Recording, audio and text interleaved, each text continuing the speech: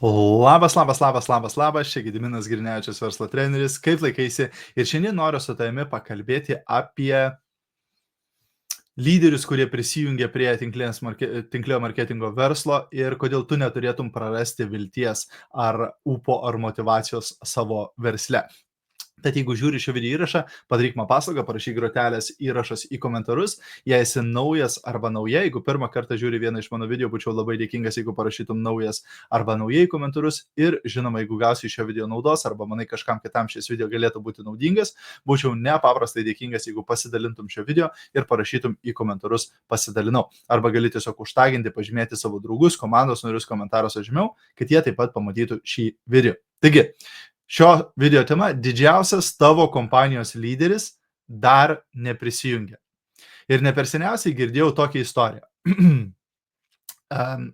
Žmogus kreipėsi į vieną tinklinio marketingo mokytojų, būtent apie tai, kad norėtų šiek tiek pasimokyti, norėtų, kad jo komanda pasimokytų apie verslo statymą, daugiau apie dabartinės technologijas ir panašiai.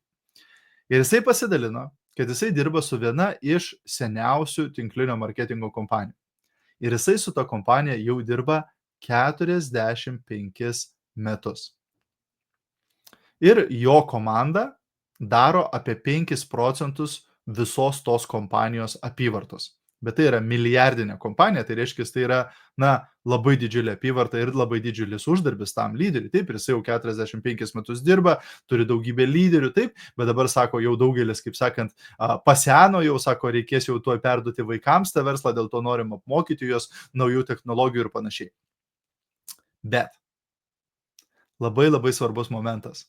Tas lyderis atėjo į tą kompaniją po 21 metų tos kompanijos įkūrimo. Reiškia, ta kompanija jau egzistavo 21 metus, kai tas žmogus prisijungė prie jos ir dabar jis jau 45 metus dirba su ta kompanija. Ką tai reiškia? Kai kurių iš jūsų kompanijos dar net nėra jūsų kompanijoms 21 metų.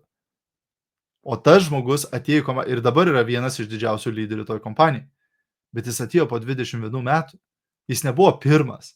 Jis nebuvo antras, trečias ar penktas. Jisai buvo velniai žino kiek tūkstančių kažkelintas. Taip? Lygiai taip pat ir tavo kompanijai. Dažnai mes esame labai limituoti. Ir mes sakom, jau čia mūsų kompanija, šita lyderė yra pati didžiausia. Ar šitas lyderis yra pats didžiausias, tai jau jų tai niekas čia niekada nenugalės. Patikėk. Nesvarbu, kas dabar yra lyderiai tavo kompanijai, kas daugiausiai uždirbantis, didžiausias lyderis dar neprisijungia. Kažkada ateis lyderis, kuris uždirbs 2 kartus daugiau. Kažkada ateis lyderis, kuris uždirbs 10 kartų daugiau. Kažkada ateis lyderis, kuris pastatys komandą 100 kartų didesnę. Didžiausias lyderis dar neprisijungia prie tavo kompanijos. Dėl ko tai yra gera žinia? Dėl to, kad tas didžiausias lyderis galbūt ateis į tavo komandą. Taip?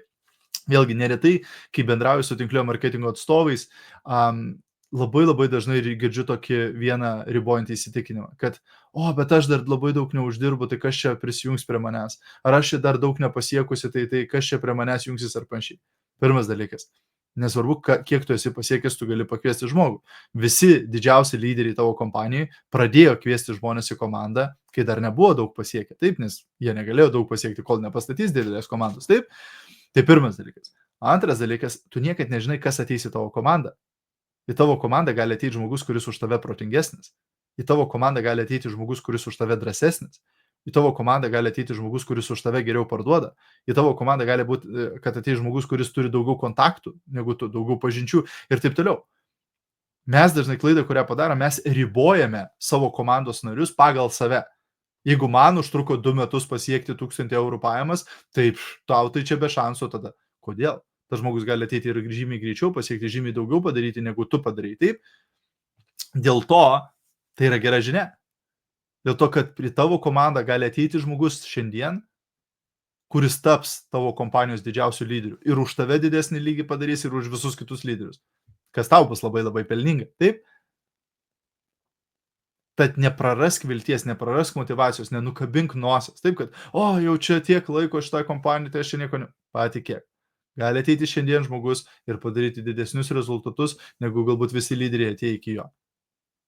visą laiką yra tam šansas, kaip ir būtent ši istorija parodo. Tad toliau kviesk žmonės, toliau statyk komandą, toliau, kaip sakant, plėsk savo verslą ir niekad nežinai, kas bus sekantis. Galbūt tu esi per vieną žmogų nuo proveržio tavo versle. Dažnai tai reikia vienas žmogus, kad ateitų rimtas, vienas lyderis, kad ateitų rimtas į tavo verslą ir totaliai tavo verslo situacija pasikeičia, totaliai tavo apyvarta pasikeičia, totaliai viskas pasikeičia tavo versle. Taip, tu esi per vieną žmogų nuo proveržio savo versle.